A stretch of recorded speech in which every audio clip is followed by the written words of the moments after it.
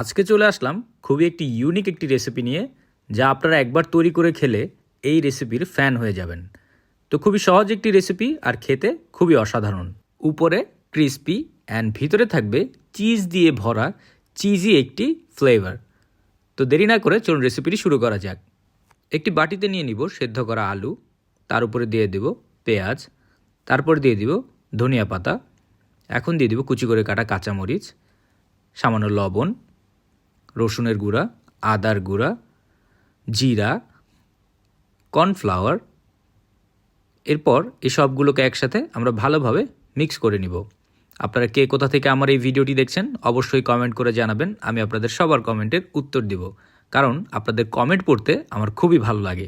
মিক্সরটি করার সময় একটু যত্ন নিয়ে করতে হবে, যাতে কোনো অংশ বাদ পড়ে না যায় আর ভেতরে যাতে কোনোভাবেই দানা পেকে না থাকে। তো আমার মিক্সরটি তৈরি হয়ে গেছে।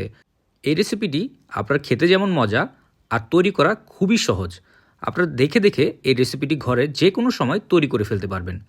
তো আমি একটু অংশ হাতে নিয়ে একটু চেপে চেপে এরকম পুরির মতো আকৃতি দিয়ে নিলাম। এরপর এর মাঝে আমি দিয়ে দিব মোজারেলা চিজ। আপনার বাসায় যদি অন্য কোনো চিজ থাকে সেই চিজও ব্যবহার করতে পারেন। এরপর আলুর মিশ্রণের আরও কিছু অংশ নিয়ে আমরা এর উপরে দিয়ে দিব। এরপর ভালোভাবে এর মুখ বন্ধ করে দিব।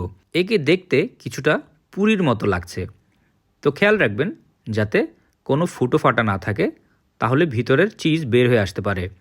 এখন আমি মিডিয়াম গরম তেলের ভিতরে একে ছেড়ে দিব। একটি একটি করে সবগুলোকে মিডিয়াম গরম তেলের ভিতর ছেড়ে দিয়ে আমরা এক পাশ কিছুক্ষণ ভেজে নিব। একটু রং হয়ে গেলেই আমরা এগুলোকে একটু নেড়ে চেড়ে এরপর উল্টে দিব। সবগুলোকে উল্টে দিয়ে আমরা অন্য পাশ আরও কিছুক্ষণ ভেজে নিব, যতক্ষণ পর্যন্ত এর গায়ের রং গোল্ডেন ব্রাউন কালার না হয়ে যায়। রং চলে আসলে বুঝতে হবে আমাদের ভাজা হয়ে গেছে। তো আমরা অবশ্যই এদেরকে তোলার আগে সামান্য তেল ঝেড়ে নিতে হবে, কারণ আমরা অনেক তেলের ভিতরে এগুলোকে ভেজেছি আর আলু অনেক তেল চুষে নেয়। তো একটু তেল ঝেড়ে আমরা এগুলোকে তুলে ফেলব। খুবই সহজ একটি রেসিপি। চাইলে আপনারা বাচ্চাদের টিফিনেও এই রেসিপিটি তৈরি করে দিতে পারেন, আর বাচ্চারাও এই রেসিপি অনেক পছন্দ করবে, কারণ উপরটা ক্রিস্পি আর ভিতরটা পুরো চিজে ভরা। ঝামেলামুক্ত আর খুব অল্প সময়ে তৈরি করা যায় এই রেসিপিটি। আপনারা চাইলে এই রেসিপিতে চিকেন ব্যবহার করতে পারবেন। তো সেক্ষেত্রে চিকেনকে অবশ্যই আগে থেকে সিদ্ধ করে নিতে হবে। অন্য কোনো ভিডিওতে আমি আপনাদেরকে এই রেসিপিটি চিকেন দিয়ে তৈরি করে দেখাবো।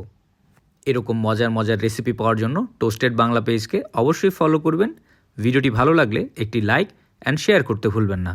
সবাই ভালো থাকবেন, সুস্থ থাকবেন আর এরকম